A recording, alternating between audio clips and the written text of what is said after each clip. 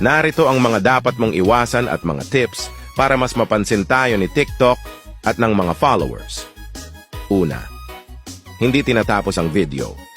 Kung nag-scroll ka lang ng scroll, nagli-like or comment tapos skip agad, hindi ka bibigyan ni TikTok ng boost.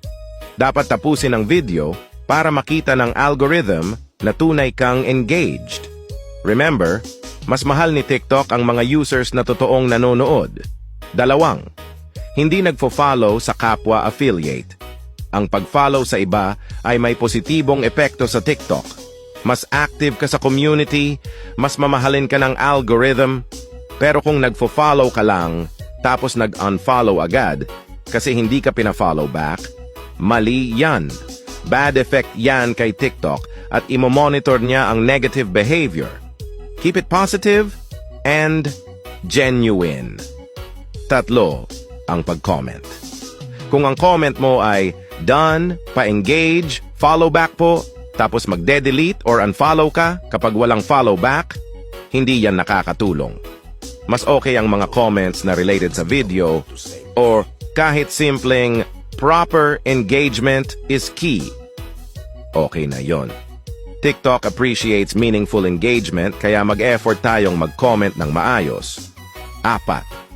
Hindi nagla-like ng comments ng iba. Ang simpleng pag-like ng comments ng iba, lalo na kapag 7 pataas, ay isang powerful move. Isa yan sa mga secret para mahalin tayo ni TikTok. Gawin mo itong habit, like. 5.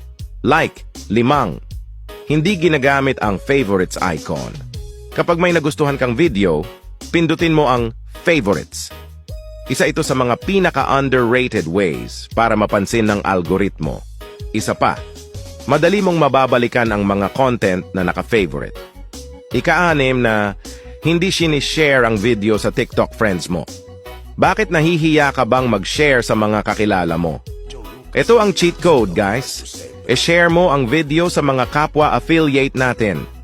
Kapag sinishare mo ang video sa TikTok friends mo ng sagad or 15 TikTok friends, mas na-o-obsess si TikTok sa'yo. Hindi mo naman kailangan mahiya.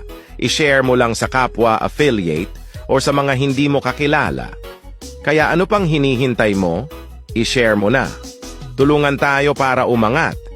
Tandaan, sa affiliate marketing, mas maraming followers, mas maraming views, at mas maraming buyers. Kaya kung gusto mo ng sales success, simulan mo sa tamang engagement. Let's go! Tulungan tayo.